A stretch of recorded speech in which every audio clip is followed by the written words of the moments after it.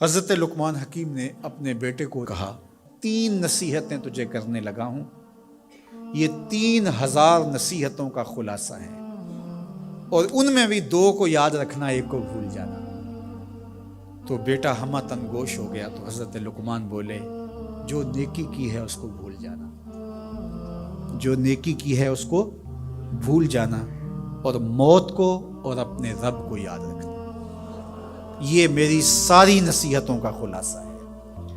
جو نیکی کی ہے وہ بھول جانا، چاہے وہ کسی شخص کے ساتھ کی ہے، چاہے وہ نیکی عبادت کی صورت میں ہے، چاہے وہ ریاضت کی شکل میں ہے، خدمت انسانی ہے، کسی رشتہ دار کے ساتھ نیکی کی ہے، تو کہا بھول جانا جس طرح کی ہوئی نہیں ہے۔ حضرت معاذ بن جبل رضی اللہ تعالیٰ عنہ حضور کے روضہ انور کے سامنے بیٹھ کے رو رہے تھے۔ حضرت عمر گزرے تو پوچھا اے معاذ کیوں رو رہے ہو؟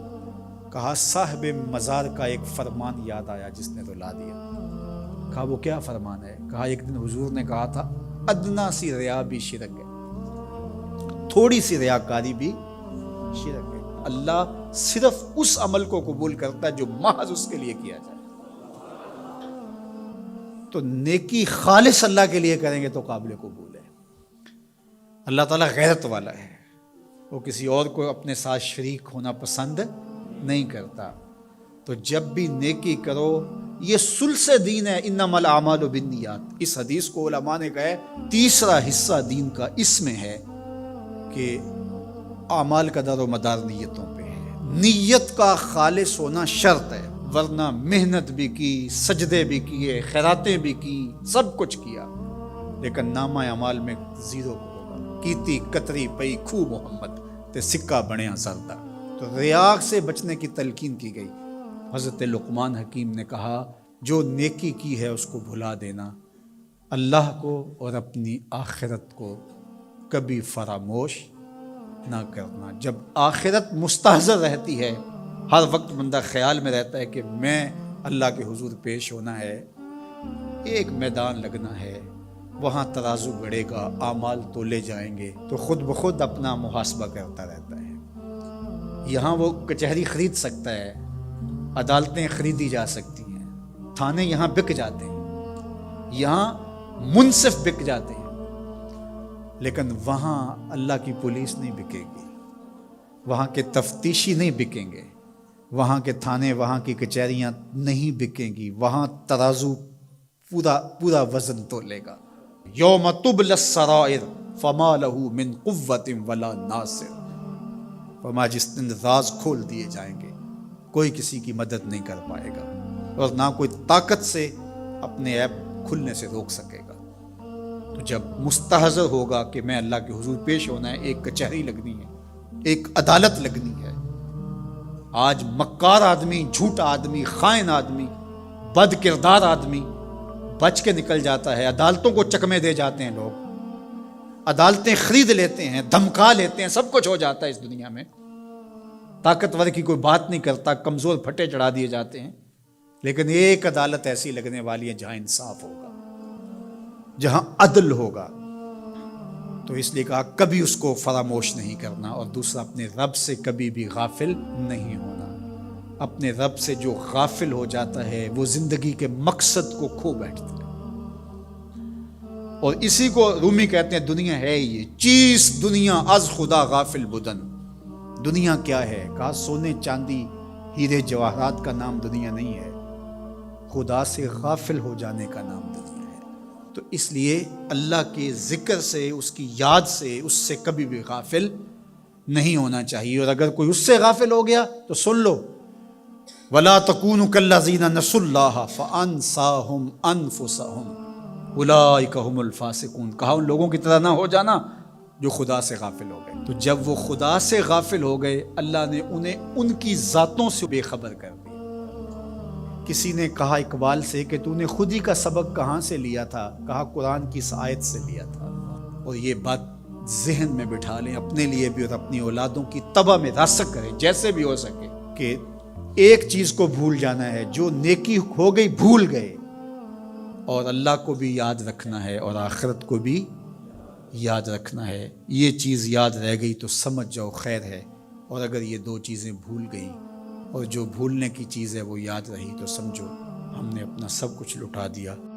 حضرت لقمان حکیم کہتے ہیں میں 3000 علماء سے، انبیاء سے اور صلحاء سے ملاقات کی ہے، اور میں نے سارے لوگوں سے 3 4 چیزیں ان کی زندگی کا خلاصہ جمع کیا ہے، تو ہزاروں کلمات میں نے جمع کیے، اور ان کلمات میں سے پھر آپ نے کچھ کلمات کا انتخاب کیا، پھر ان کا خلاصہ تیار کیا۔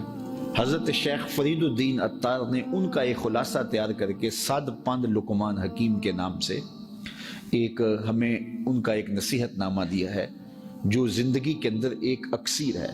وہ 100 نصیحتیں جو حضرت لقمان حکیم کی زندگی کا خلاصہ ہیں اور جو انہوں نے اپنے بیٹے کو کی، ان نصیحتوں میں سے ایک نصیحت یہ تھی جو اپنے بیٹے کو کی کہ بیٹا جب کسی کے گھر جائے تو پھر اس گھر کی آبرو کی حفاظت کرنا، تیری نظر نہ بھٹکے، تیرا خیال نہ بہکے، اور جب واپس آئے تو پھر اس گھر کی کوئی بات، کوئی ایسا عیب، کوئی ایسی چیز جو تو دیکھے تو آ کے باہر نہ کرے۔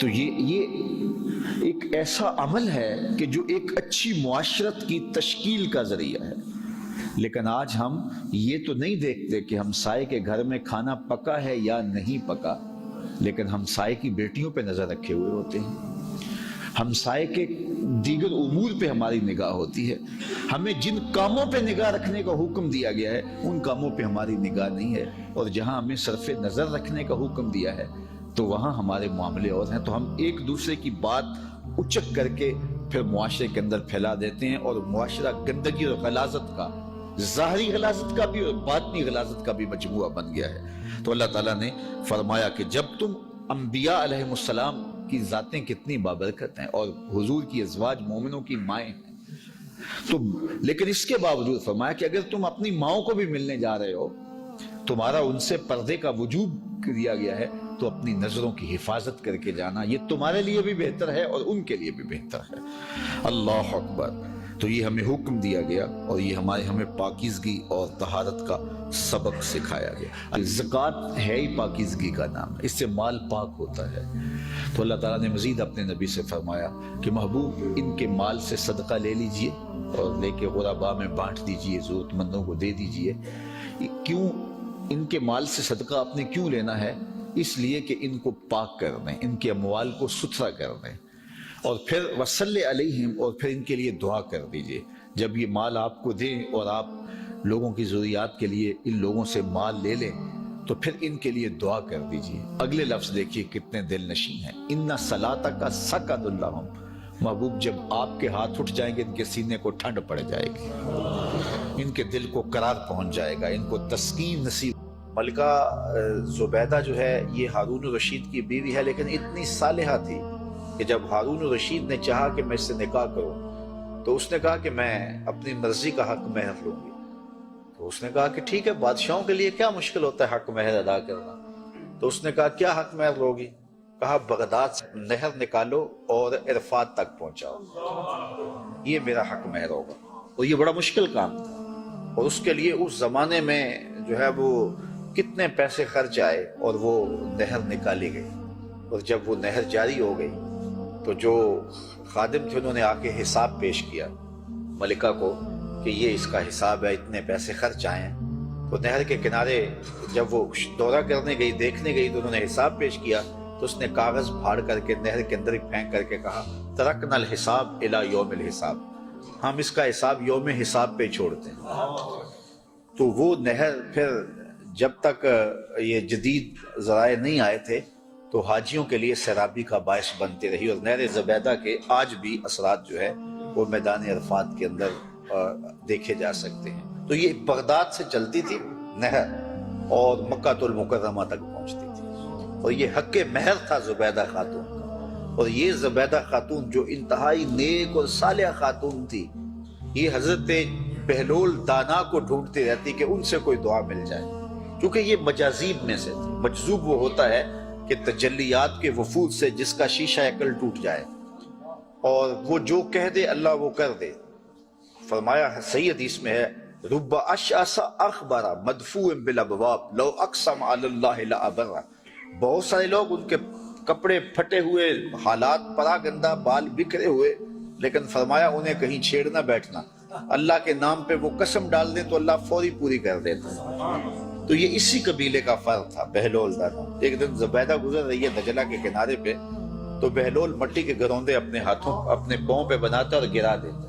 یہ کبھی آپ نے بچپن میں منظر دیکھا، وہ گلی میں ریت پھینک جائے تو بچے جو ہے وہ پاؤں کے اوپر گروندے بنا دیتے ہیں اور پھر ان کو ہولے سے پاؤں نکال لیتے ہیں، پھر جب کھیل ختم ہو تو گرا دیتے ہیں۔ یہی شغل بہلول کر رہا ہے دجلہ کے کنارے۔ تو ملکہ زبیدہ گزری، پوچھا بہلول کیا کر رہے ہو؟ کہا جنت کے مکان بنا رہا ہوں۔ کہا بیچتے ہو؟ ہاں بیچنے کے لیے بنا رہا ہوں۔ کتنے کا؟ کہا کہ 10 روپے کا، فرض کرو 10 روپے کا ایک مکان بیچ رہا ہوں۔ 10 روپے کیا ہوتے ہیں؟ اس نے 10 درہم نکالے، بہلول کو دیے۔ بہلول نے پیسے دیکھے اور دجلہ میں پھینک دیے اور ایک کے گرد دائرہ کھینچ کے کہا یہ تمہارا ہوا۔ پیچھے سے بادشاہ گزرا تو اس نے بہلول کو دیکھا ایسی شغل میں لگا ہوا ہے، پوچھا کیا کر رہے ہو؟ کہا جنت کے مال بنا رہا ہوں۔ تو کہا بیچتے ہو؟ کہا ہاں بیچتا ہوں۔ کتنے کا؟ 10 روپے کا۔ بادشاہ مسکرا کے گزر گیا، دیوانہ ہے، موج میں لگا ہوا ہے۔ اچھا خیر، جب رات پڑی بادشاہ سویا، کیا دیکھتا ہے جنت میں ایک خوبصورت محل ہے کہ اس نے کبھی ایسا محل دیکھا ہی نہیں تھا۔ شوق ہوا کہ اس کو اندر سے دیکھو، کیونکہ وہ بادشاہوں کی خواہش ہوتی ہے۔ تو جب آگے بڑھا تو لکھا تھا ملکہ زبیدہ، اشتیاق اور بڑھا۔ تو پھر آگے بڑھنے لگا، دربان نے روک دیا، کہا یہ میری بیوی کا ہے۔ کہا دنیا کے ضابطے اور ہیں، آخرت کے ضابطے اور ہیں، اجازت کے بغیر نہیں جا سکتے۔ اتنے میں آنکھ کھل گئی، بادشاہ بے چین ہو گیا کہ کون سا اس نے نیک عمل کیا ہے کہ جنت میں اس کے نام کا محل دیکھا ہے۔ تو اس نے ملکہ کو بیدار کیا اور کہا کہ کیا ماجرا ہے کہ میں نے یہ خواب دیکھا؟ اس نے کہا میں نے تو کوئی خاص عمل نہیں کیا، وہی معمول کی عبادتیں ہیں، وہی نیکیاں ہیں۔ ہاں یاد پڑا، آج میں گزر رہی تھی راستے میں دجلہ کے کنارے، بہلول بیٹھا تھا اور وہ محل تعمیر کر رہا تھا، وہ گروندے، اور کہہ رہا تھا یہ جنت کے محل ہیں۔ تو میں نے کہا کہ ٹھیک ہے، اپنی موج میں ہے، تو ایک میں نے اس سے خرید لیا تھا۔ بادشاہ سر پکڑ کے بیٹھ گیا، وہ تو مجھے بھی کہتا تھا، اور میں دیوانے کی بھیڑ سمجھا اور آگے گزر گیا۔ اگلے دن بادشاہ قصدن گزرا، ہارون الرشید قصدن گزرا، اور دل میں تھا کہ آج بہلول اسی شغل میں دوبارہ مل جائے تو کیا اچھا ہو۔ اگلے دن دیکھا تو بہلول وہاں بیٹھا ہوا ہے اور وہی کام کر رہا ہے۔ بادشاہ خوش ہوا، کہا بہلول کیا کر رہے ہو؟ اب دل دھڑک رہا تھا کہ جواب کل جیسا میں نے کہا جنت کے محل بنا رہا ہوں۔ بادشاہ کے دل کو تسلی ہوئی، کہا بیچتے ہو؟ کہا ہاں بیچنے کے لیے بنا رہا ہوں۔ کہا کتنے کا؟ کہا آدھی حکومت لگے گی۔ کہا کل تو 10 روپے کا کہتے ہو۔ کہا ہاں کوئی اور آئے تو اس کے لیے 10 روپے کا۔ کہا تو میرے لیے اتنا مہنگا کیوں؟ کہا تم دیکھ کے جو آئے۔ تو بات یہ ہے کہ یہ سعدی نے کہا تھا، سعدیہ نزدیک رائے عاشقاں، خلق مجنو نندو مجنو عاقل است۔ یہ بات ذہن میں رکھیں کہ جس کو حضور خواب میں ملتے ہیں اس کو حقیقت میں حضور ہی ملتے ہیں۔ صحیح حدیث ہے، من رآنی فی المنام فقد رآنی فإن الشیطان لا یتمثل بی۔ حضور نے فرمایا، یہ ابن ماجہ سب سے حجب میں چھوٹی کتاب ہے، اس میں بھی یہ حدیث 6 طرق سے مروی، اس کی 6 سندیں صرف ابن ماجہ میں ہیں، باقی بخاری میں، مسلم میں، ترمذی میں اور باقی بڑی کتب میں تو اس کی بہت ساری اسناد ہیں، لیکن سب سے چھوٹی کتاب حجم کے اعتبار سے ابن ماجہ ہے، اور اس حدیث کی ابن ماجہ میں بھی 6 سندیں ہیں۔ تو حضور نے فرمایا کہ جس نے مجھے خواب میں دیکھا اس نے مجھے ہی دیکھا۔ شیطان خواب میں آ کر بھی میری مثل ہونے کا دعویٰ نہیں کر سکتا۔ اور دوسری بات یہ بھی ذہن میں رکھیں کہ جس نے حضور کو خواب میں دیکھا، حضور کو قصد، ارادے اور مرضی سے حضور اس کے خواب میں آئے۔ میں آپ کے خواب میں آؤں، آپ میرے خواب میں آئیں تو میرا آپ کا ارادہ نہیں ہوتا۔ یہ مجلس سجی ہے نا، آپ مجھے دیکھ رہے ہیں، میں آپ کے چہرے دیکھ رہا ہوں، تھوڑی دیر کے بعد مجلس سے اختتام پذیر ہوگی، تو میں سے اکثر لوگ رات بیدار رہ کے گزاری ہوگی تو پھر جا کے سو جائیں گے۔ تو دوبارہ اگر منظر خواب میں یہ جاگ جائے اور میں آپ کو دیکھوں اور آپ مجھے دیکھیں تو شام کو دوبارہ ملاقات ہونی ہے، تو میں آپ سے پوچھوں جناب آپ میرے خواب میں آئے تھے، تو آپ کو نہیں پتا ہوگا، اور آپ اگر مجھے پوچھیں، اگر مجھے آپ دیکھیں تو آپ پوچھیں جناب رات صبح آپ خواب میں بھی آئے تھے، تو میں لا علمی کا اظہار کروں گا، مجھے نہیں پتا کہ میں آپ کے خواب میں آیا ہوں، یہ آپ کا خواب ہے، مجھے نہیں پتا۔ اور آپ کہیں گے کہ یہ آپ کا خواب ہے، ہمیں نہیں پتا، لیکن حضور جس کے خواب میں آئے، حضور قصد سے، ارادے سے، مرضی سے آتے ہیں، یہ کوئی وہمی خواب نہیں ہوتا۔ اور تیسری بات یہ رکھیں ذہن میں کہ حضور خواب میں کسی کو کچھ عطا کریں تو وہ محض خواب نہیں ہوتا، وہ حقیقت ہوتی ہے۔ میں کسی کو خواب میں کچھ دوں، آپ کسی کو خواب میں کچھ دیں تو وہ محض خواب ہوتا ہے۔ کسی سے قرض لینا تھا آپ نے، خواب میں وہ آپ کو ادا کر گیا، صبح اٹھ کے کھاتے سے نام کاٹ دیں گے؟ آپ کہیں گے نہیں خواب میں دے گیا نا، تو نفس الامر میں تو نہیں ادا ہوا۔ آپ کو بھوک لگی تھی، خواب میں کھانا کھایا، تو صبح اٹھ کے ناشتے کی ضرورت پیش آئے گی کہ یہ نہیں آئے گی؟ یقیناً آئے گی، خواب ہے نا۔ وہ کیا کسی نے کہا 100 بار میرے ہاتھوں میں تیرا دامن آیا، جب آنکھ کھلی تو اپنا ہی گرے بات۔ خواب محض خواب ہوتا ہے، لیکن اگر حضور خواب میں کسی کو کچھ عطا کر دیں تو کیا وہ بھی محض خواب ہوتا ہے؟